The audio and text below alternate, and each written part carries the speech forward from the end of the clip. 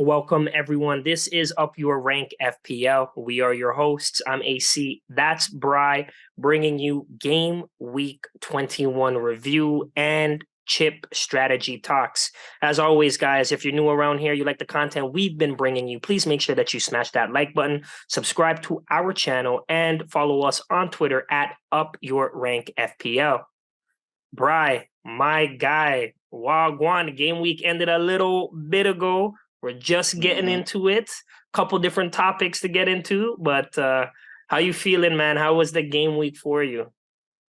Game week wasn't too bad. Definitely enjoyed a couple of the games. I'm not gonna lie. There was a little bit of excitement that game at the Emirates I thought was epic. That was a fun game. As a neutral, I had no dog in the race, but that was a fun little match there. A couple of exciting things that happened. I enjoyed it. How about you, man? How'd you feel about the game week overall? Loved watching the games. One, I don't want to use the word regret, but something disappointing that happened to my team that would have allowed me to take a massive jump in rank. Instead, took a bit of a red arrow. But overall, just like you said, the excitement from watching the games was really, really there, especially that game with Arsenal versus Man U. Absolutely fantastic watch, as a neutral as well. But maybe a biased neutral because I love nothing to see more than a Manchester United defeat, and it was phenomenal. So loved Yeah, it, yo, loved it. I have it on my list as one of my favorite games of the season. Not gonna Yeah. lie, so far. Yep, yep. How did your team do as a whole though on the game week? You know, from an FPL standpoint, considering I had five players that were in the Arsenal versus United game, and three of them being defenders and goalkeepers, it's kind of what I expected. From our last pod, I mentioned that I wasn't feeling as confident with having so many players from this particular game that was going to happen. I was a little bit concerned, and it proved to be true. I thought we both thought there were going to be goals in this particular game. There were five goals, and when five goals are scored and you only have one player who's involved in any of the goals, it's going to be a problem. So overall, I think the team did about as well as it could, just with the nature of the games. Uh, I'll dive in and kind of walk you through how everything went. So overall, final point total being 70. Average for this week was 65. So terrible game week rank, just under 5.0 mil, and overall rank at 1.8 million. Starting from the back, I'll just quickly run through, between De Gea, Shaw, and Gabriel, the players involved in the United versus Arsenal game. I got 2 points. Trippier, who again is getting my vote for the most consistent player of the season so far. Another 8 pointer. This guy just doesn't know how to stop. Newcastle keep another clean sheet. Trippier gets bonus points even after getting a yellow card. I mean, this guy's insane. Really happy with him. Almiron, 3 pointer. Martinelli, blanked 2 points. Rashford kept his streak going, scoring another goal. This has to be the best form I've seen Marcus Rashford have in his entire United career. Just overall, he looks, coming back from the World Cup, he looks like a totally different player. It looks like he really has gotten the rest he's needed, throughout the summer and then coming into the beginning of the season. Kevin De Bruyne I think he got the assists because he ended the game with 6 points. Yeah, he bagged an assist, got the clean sheet, didn't get bonus points, which is a little bit shocking, but hey, it is what it is. Mitrovic, another blank, and he looked like he rolled his ankle pretty bad. I'm so tired of Mitrovic and this injury, man. I'm so tired of this injury. I feel like every other game week, it's is Mitra injured? He's going to play. He's yellow flagged. It's like I'm so tired of him.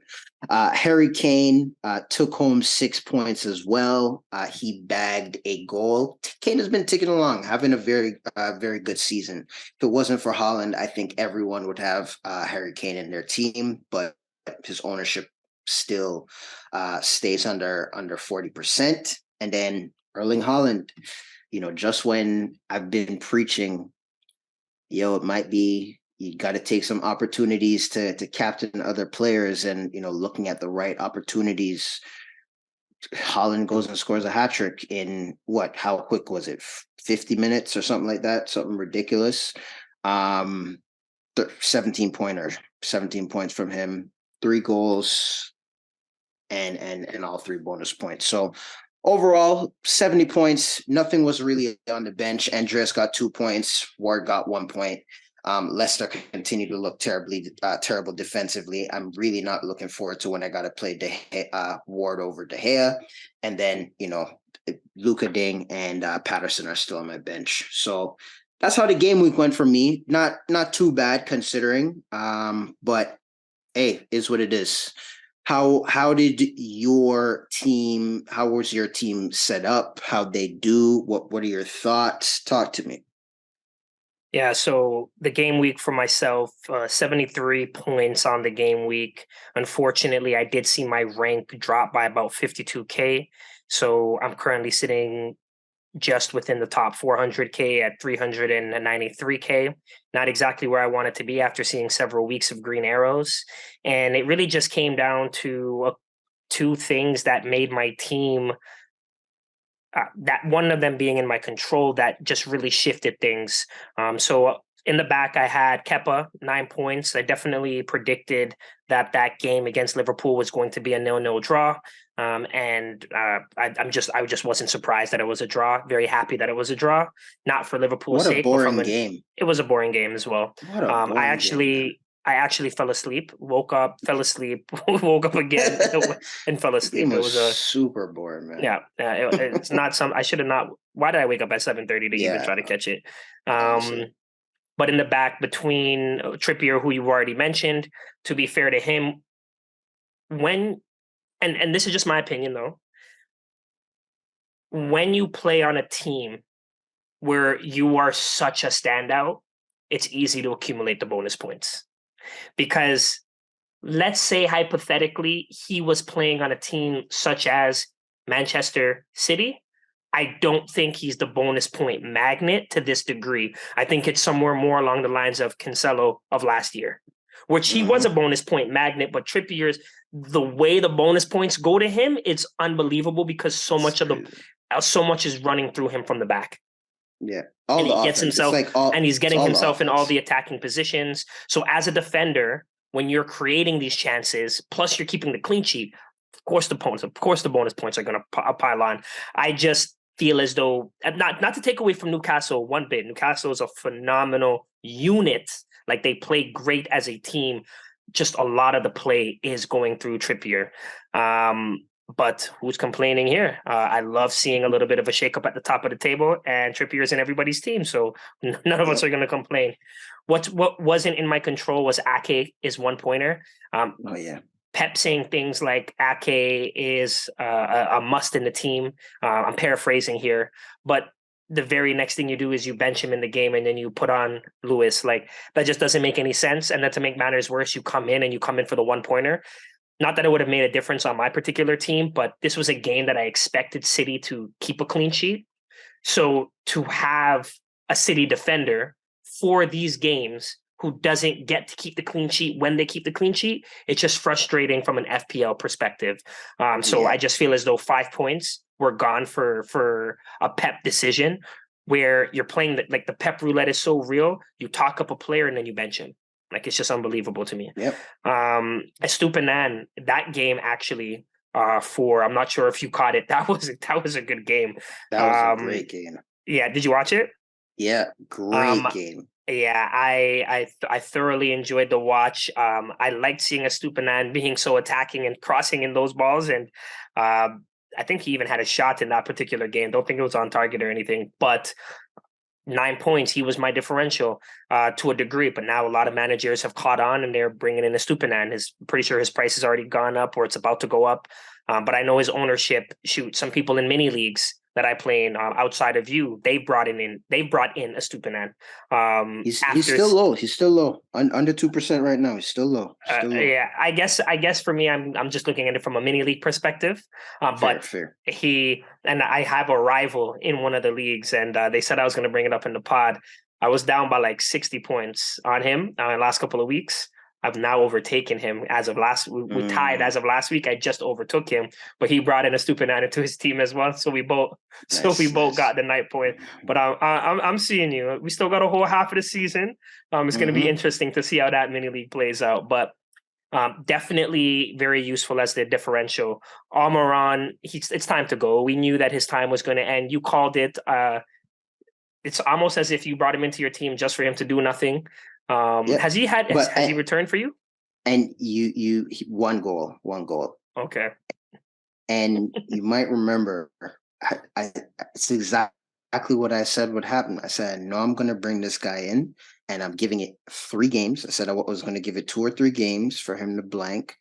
Unfortunately, due to injuries, I had to make it go an extra game, but he's gone. He's leaving my team. I will not have Almiron in my team for the rest of the season, nor next year. I'm telling y'all right now. It's not a good plan. I'm telling y'all right now. Yeah, he's probably someone who I'm looking to transfer out, but we'll get into that in a bit. I have Mahrez on the team. Ever since I brought in Mahrez, a lot of people have been bringing him in Mahrez as well. I think he's blanked 1 time since I brought him into the team. I'm just going to double check, but what was disappointing with Mahrez is that I believe he had a goal disallowed in this particular game. I think, don't quote me, but I feel like he had a goal disallowed for offside. He did. And then the opportunity for him, and then the opportunity for him to actually take his own shot when who was it? Jose Sa just passed him the ball. And he passed it to Haaland, It was crazy. And then instead of taking the shot on, he decided to pass it, which is amazing. That's what you're supposed to do. But it's just those from an FPL perspective. I want you to be greedy. You could have been greedy. Maybe he just kind of wants to stick on the pitch, and it's like, I'm going to do what Pep wants me to do, and I'm just going to give Haaland the ball. I don't know. It worked out, but I would have liked it for him to have been greedy. So I just feel as though, there's 3 points that could have potentially gone my way, which would have also changed another thing, Haaland not getting the hat trick, which we're about to get into. So 6 points for him. Rashford, like you've already mentioned, the difference on my team is that I still have Fernandes, and Fernandes was able to come in with the assist on one of the goals. So thankfully I had him in. And here's where I try to be different. I put the armband on Tony. And by putting the armband on Tony, I remember being in bed and I just didn't know what to do. I'm saying I want it to be Tony. But there's so many other people. Trippier could have gotten it. Kane could have gotten it. Rashford could have gotten it. But I'm like, I think Haaland, I know he's going to score, but it's just going to be 1 goal. Maybe Tony can get 2 goals. It's not that I never believed that Haaland couldn't score. It's just that I thought Tony in this particular game week would have outscored him to a leaky or a team that can be leaky in Leeds, and especially what he did last time against Leeds. And maybe that recency bias and maybe being burnt before is also a reason why I just didn't feel comfortable not captaining him. I don't know why, but you can't be trying to chase FPL points. That's the worst thing that you do. You don't chase points. When the points are gone, the points are gone. Bad decision, a blank and a yellow card, 2 points, wasted captaincy. Kane with a goal and Haaland with the hat trick, 17 points, no armband on him. For me, that is my own decision. I captained him the other 2 times where he's had a hat trick. That's a 16-point swing by not putting the armband on him. So instead of having 73 points, I would have had 89 points on the week. And also if Pep had played Ake for the full game, then we're talking about a 94-point game week. That's very different than a 73-point game week. So it was a bad game week, but it didn't hurt me in terms of massive drops in our mini leagues. Um, like I said, the other mini league that we're in, I'm in the same spot. I think I'm in eighth, and Mhm. the other mini league with my football mates, um, the guy who is right behind me, he also chose not to captain Haaland. So we both Wow. decided not to captain Haaland. He ended up Wow. captaining KDB. Gotcha. So I Okay. dodged I, I That's dodged the bullet something, but there. yeah. Yeah. I believe I'm only up by 3 points, if that, in that particular league. Yeah. Yeah, I'm up by 3 points. I just double checked. So it's an interesting race, and by both of us not captaining in Haaland, it's allowed other people to To catch jump to up. make up some ground on us as well because they've captained Haaland. So Yeah. it's a whole half of the season to go. It's going to be interesting. I learned my lesson. It wasn't a great game week. It put an end to my green arrows, but overall, we move on. We march on. Amen. It's all good. It's all good. So Yikes. here's what I think we should get into. Let's talk about some of the chip strategies because with all of these other tournaments going on, blanks have been announced, or sorry, rather, double game weeks have been announced. There are still postponed games that need to be made up for. And lots of managers right now are contemplating, should I activate the wild card? Do I consider playing my triple captain? Just kind of what's that planning look like for you and your team at this stage? And also, later on, if we can start thinking about what would be some general advice that we want to give to some managers. But let's talk about your particular team first and your chip strategy. And we all know chip strategies can change, but as of today, what's it looking like for you? So for me, chip strategy is one I always want to try and find more information. I'm normally my season surges tend to happen in two parts. One, typically, I know this is not the same this year, but typically I'm a little bit of a faster starter. I'll slow down and then I make up at the end. That's normally how my seasons go like this, and then I finish like that. That's how I finish. So the chip strategy for me is typically to wait and see what happens, later on as the season goes on. Right now, for me, I know we have double coming up with I think United and Leeds have a double this coming game week. Mm-hmm. There's also been a couple other ones, over the next couple of weeks, but really, I'm looking at game week 29, game week 32. So how it's panning out, just based on what I've learned from Ben, the guy who really does all the planning for the Premier League. I feel like he plans it out, and then the Premier League follows what Ben Krillin is doing. Honestly, I feel like that's how they do it. They let him figure it out, watch his page, and say, "Oh yeah, you know what? That makes sense. I think we should try and do this. This work with everyone," Imagine, and then they release it. imagine. That I swear that's how I think they figure it out. So the big doubles are going to be in game weeks 29, 34, and 37, right? Yeah. The big blanks are going to be in game weeks 28 and 32. So for me, I'm really going to be either wild carding or using my wild card or my free hit. One of them is going to happen in game week 29, in double game week 29. And then depending on which one I do, the other chip would be used in like let's say a wild card in 29, then I'd most likely free hit in the big blank that's in 32. Or, if I free hit in double game week 29, then I'll wild card like game week 32 or 33.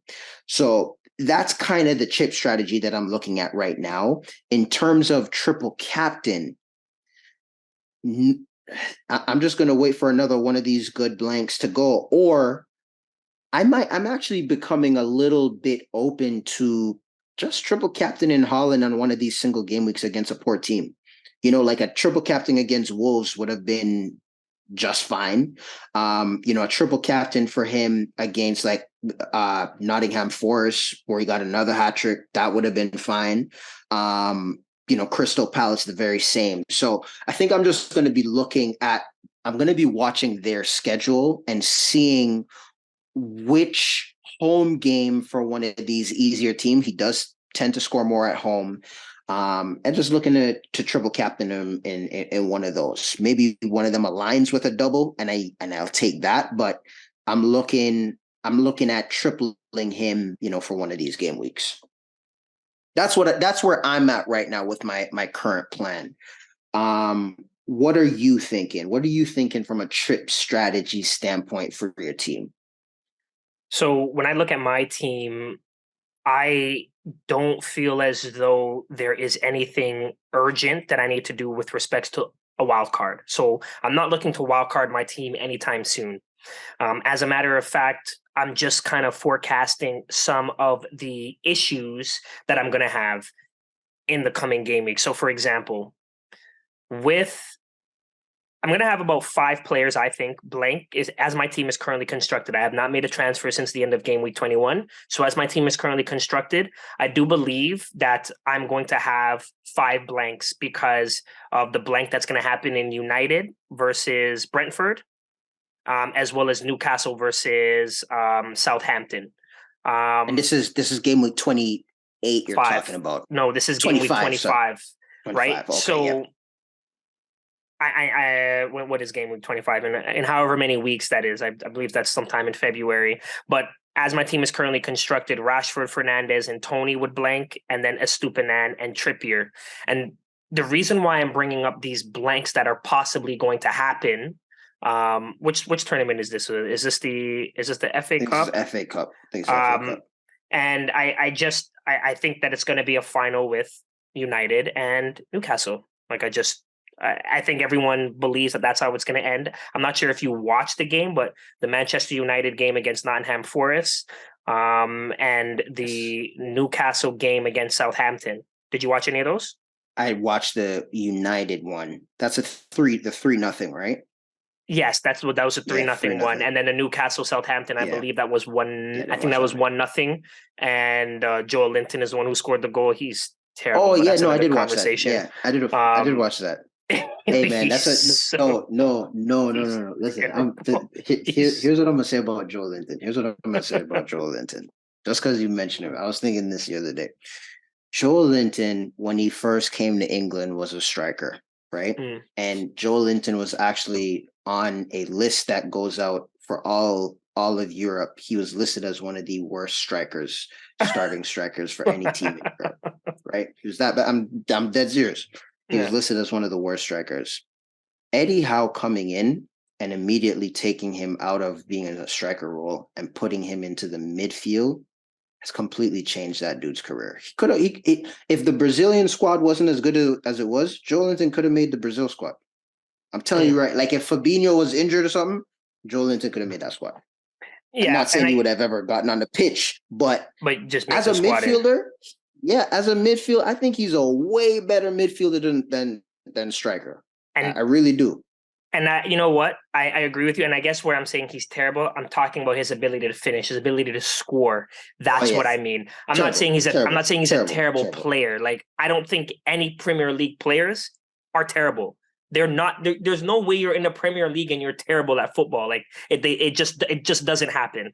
It's just I'm comparing you to your colleagues, to your contemporaries, and you don't perform at that level of having the ability to finish like other players in the league. That's what I mean, just to be very, very clear. Especially as someone who was a striker. I mean, his finishing for a striker is atrocious. Yeah, should have had like 3 goals. Should have had like 3 goals. Terrible. Has zero composure in front of net. But anyways, as you're saying, we digress.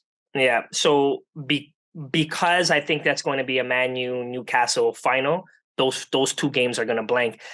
And I'm already trying to prepare for that blank because that's 5 players that are on the bench. And I can't have 5 players on the bench. 3 players would be on the bench and then 2 would be in automatic zeros. So I'm already trying to figure out ways of not trying to use chips and still have players so my early thoughts are like Estupinan is probably someone I'm going to move away from. before going into this particular game week. Anything could happen, but I don't think Forest is coming back against United, and I don't think Southampton is going to come back against Newcastle personally. And anything could happen, but because of these early plans, I don't have any thoughts on using my wild card anytime soon or my free hit. If anything, the only chip that I'm considering using, either in game week 22, which is the one coming up, or game week 23, is my triple captain. Now, before I get into the use of the triple captain, because of like the predicted blanks that are coming up, I'm also kind of avoiding bringing in players like Mitoma from Brighton, because now why would I want to have 6 players that are possibly going to blank come game week 25, right? So that's true. Thinking about these games early can kind of help me avoid having to take hits if I want to bring a player in or out of my team. So I want to bring him in because I think that Brighton's game weeks, you talked about him early, Brighton's games are looking pretty good on paper. He's taking a lot of, he's not actually hitting a lot of shots on target, but he's finishing, and that's all that matters. And he's somebody who I'm debating even bringing him into this particular game week 22. But these are the thoughts that I think that as FPL managers, we can't just be thinking about 1 or 2 game weeks anymore. I do think that there are times when you can think about 1 or 2 game weeks. Early in the season, in my opinion, I don't even think more than 5 game weeks out. Sometimes I don't even think more than 3 game weeks out. And sometimes early in the season, I just think about 1 game week and I'm taking my punts. Obviously, you don't want to be caught up in making a bunch of transfers. You're obviously thinking about long-term holds. But now more than ever, you really got to start thinking about multiple game weeks out, 5 plus, because the chip strategy, the transfer planning is so key. So with that being said, with the use of a chip, I don't know too many times where I can use my triple captain. I don't tend to get my triple captain right. It's not like I've ever used my triple captain and gotten like 60 points to the best of my knowledge. I remember one year where I should have triple captained Mo Salah against Leeds and some other team. And I think I just captained him. I didn't triple captain him. And then I think whoever I triple captained that year did not score the same as Mo Salah did. So I'm contemplating maybe triple captaining Rashford against Crystal Palace and Leeds. I didn't like that Rashford. I didn't like that Rashford played. Well, both those games are at Old Trafford, so that's one thing. So he's playing at home, so he has a crowd's energy. But what threw me off is that today he played the entire game against Reading, or not the entire game, but the fact that he played against Reading. I would have liked him to. I would have liked him to rest. Did Rashford need to play that game, or could he have just come on as a sub instead of starting that game? I don't know. Maybe for some players it doesn't make a difference. Something like that makes me worried about how many minutes he will get in the double game week. They have a lot of games in a short period of time. I think they have a game like once every 3 or 4 days. So I can't imagine him not starting. Like I just can't. Like they're actually competing for Champions League. Like there's no points that they can afford to drop right now. You got to be playing your best man in form. So I think this is one of those fixtures that some managers may want to start considering. Is the triple captaincy on Rashford something that you want to consider? But I know a lot of people would perhaps maybe want to save it for Haaland, maybe even game week 23. Now, I know it's a tough fixture away to Arsenal, but then you talked about maybe triple captaining Haaland on when he, even in the single game week, when he's facing a weaker team defensively and at home. Well, that weaker team defensively and at home would be Aston Villa. Right. Yep. So perhaps that is a game where, maybe he blanks against Arsenal, but then maybe he bags a hat trick against Aston Villa, or maybe he bags a goal against Arsenal and then bags a hat trick against Villa. That's 4 goals, right? Yeah. So perhaps game week 23 is that time to put the triple captaincy. As of right now, I'm considering Rashford because of the form that he's in, and I don't want to take a chance. But Haaland is the one who's most consistent, and he's probably the one that I think a lot of managers are going to feel more comfortable putting the armband on. But I don't think it's a bad idea. Hey, It's not like I get all my captains right. You just saw I got Tony wrong, but I don't think it's a bad idea to consider triple captaining Rashford when they're playing at this Old week. Trafford. Come double game week 22. Like that. Yeah, I agree. My early thoughts. Obviously, we're going to be talking about chip strategies as a lot of these game weeks come, but as of right now, no wild card or no free hit is in the plans. As a matter of fact, if we want to get into like a little bit of an early game week 23 preview, I already have a benching headache, which the fact that I have a benching headache proves that you don't need to be wild carding or free hitting your team. I'm thinking about taking out not even thinking about. I want to take out Almiron from the squad. I do believe that I have two free transfers. Let me just double check. Yep, I have two free transfers. I'm thinking about removing Andreas and Almiron, but if I remove them both, then I run into the benching headache.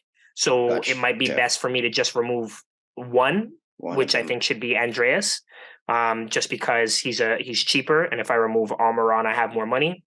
But again, I have to think about their opponent. They are facing West Ham. West Ham is not like they're that great defensively. I don't think they faced West Ham at all this year yet. So I don't have any. Yeah, they haven't faced West Ham because they had a game that was postponed. So I don't have any like how he previously did against that team.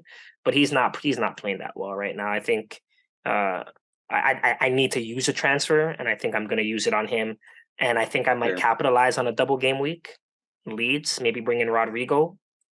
He is facing United. I don't have a United defender, so I really don't care if United gets scored on. And also, I'm just double checking who that second game is for Rodrigo. It looks like that. Oh, Nottingham Forest. It's Forest. Yeah. So that's where my thoughts are early, and then only doing one transfer and then rolling that other transfer into double game week 23. Early transfer plans. Haven't made anything, but that's what I'm thinking. Fair. I like that. Just for the early thoughts that I have really is to really just start taking some of my own advice. I've mentioned over the last couple of weeks, I've mentioned players like Matoma. I've mentioned players like Nketiah. And it's annoying me to be giving out this information and not utilizing it myself when I'm seeing them, when I'm seeing them do their thing. And so I also have two free transfers as well. And outside of the players that I just mentioned, really someone who I want to highlight, who I think could be in for a couple of big game weeks, is Bukayo Saka. Really enjoyed that Arsenal game. I love how that Arsenal team is looking. They have Everton in game week 22, and then following that, it's a double against Brentford and Brentford and City. Yep. Saka, we know Saka's starting or getting the majority of minutes in these games. The Arsenal team looks incredibly good. What's the guy's name who just got brought in from Brighton? Trossard's transfer. Yeah, Trossard's transfer to Arsenal has been completed. He actually played in their most recent cup game and started. And I think Trossard is, because he plays off the left, I think it is going to be a bigger headache for Martinelli. Right. And so my initial thoughts right now is actually to get off of Martinelli. I don't want to just give the information out and not utilize it. But my thought initially is to jump off Martinelli and go to Saka. I know that can seem a little bit sideways, but on one hand, I've been watching Martinelli closely over the last couple of weeks. He's not been as involved. He hasn't been as involved since he came back from the World Cup. And you might remember my thoughts from the World Cup. I said I did think that he shrunk a little bit being around all of the bigger egos with Brazil. The Arsenal team is a team that has next to no egos. Seems like it's all a bunch of brethrens that are playing. And the Brazilian squad is not like that. There's superstars everywhere. There's prima donnas. There are people who many people in Brazil didn't even think that Martinelli should have even made the squad. Everyone thought that what's his name should have made it. The guy who's playing in Brazil. Neymar's sisters, man. Gabigol should have been the one who should have gotten, just based on how many goals he scored in Brazil and everything. But anyways, the point I'm trying to make is that I just think that it's a good time for me to move off Martinelli, and so that's probably one of the early transfer thoughts that I have. Definitely jumping off of him, and Saka is the one who I'm looking at and saying, yeah, that's the guy I want. That's where the minutes are going to be locked in at. Arsenal seems to be pushing for the title. That's where I want to go. I like that you those are that's my initial thoughts that I'm thinking right now. I like that you have that, because I'm looking at my notes before us shooting here, and I have here also thinking about targeting Odegaard or Saka for game week 22 fixture away to Everton, and then have the same player available for the double versus City and Brentford. Word for word, I just read it off my notes. That's exactly something that was, but again, the Rodrigo for this particular double is also something. So I have no idea. I feel as I looked at the numbers, I like Odegaard and Saka's numbers better than I like Rodrigo, but they're facing Forest. They're facing Forest, and Forest has been a little bit better defensively, but then they just leaked 3 goals to Manchester United. And they almost scored. Like, the goal that was disallowed. Jesus, it's unfortunate for them. But yeah. Rodrigo is going very much. I think he's had a very much under the radar season so far, but I love that pick. I wish he didn't get injured early in the season when I brought him in. I'd have kept him, after he went on his little run. So I like that pick. I like it. He has a double. I'm not mad at that at all. I'm not mad at that. To be honest, could be something to consider. I just don't know, both of the games are away, right? And I just don't know how he's going to perform against United away. So bringing him in is really just like a single game week. And then I don't plan on probably playing him in game week 24 or 23 against United again. But then 24, 25, they have good fixtures, Everton, Southampton. But just like you said, good. they're good, but we're looking at the other players as well in Arsenal assets. And after their double, they have Villa, Leicester, Bournemouth, Fulham, Crystal, Leeds. It's even better. So remember, we were talking about, we have to start thinking a bit more long term.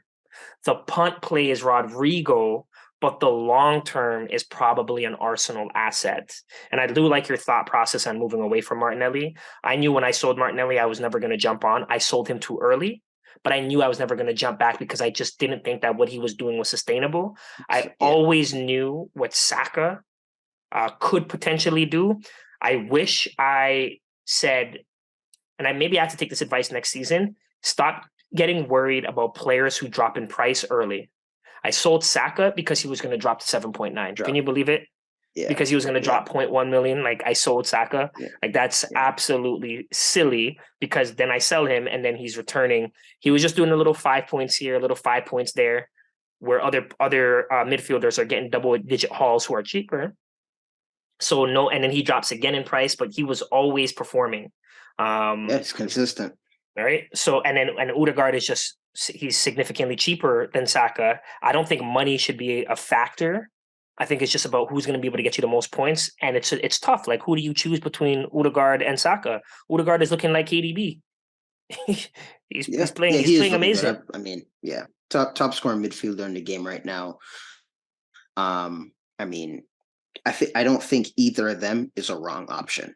Odegaard's top scoring midfielder in the game. Saka's the third highest scoring midfielder right now. So, I mean, I don't think either is a bad option. I really don't. But to throw it out there, Rodrigo is also in the top 10 in terms of highest best performing midfielders. So I think all the options that you're looking at are all very viable. They all make sense.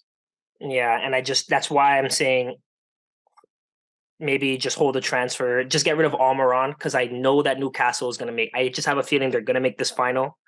I don't need to have all of these extra players who I know are going to sit on the bench. Almiron hasn't done anything.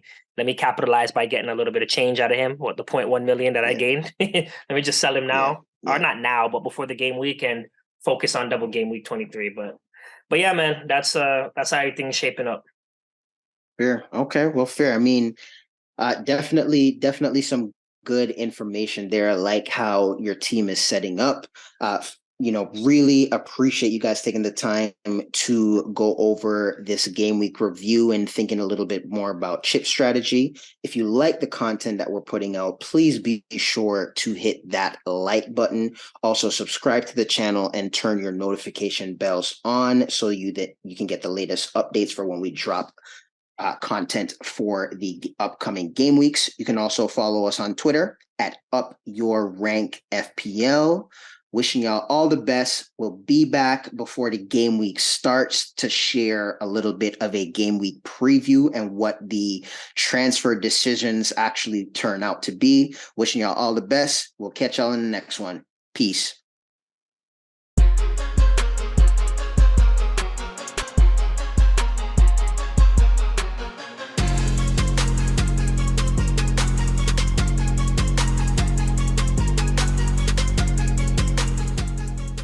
Be sure to like and subscribe.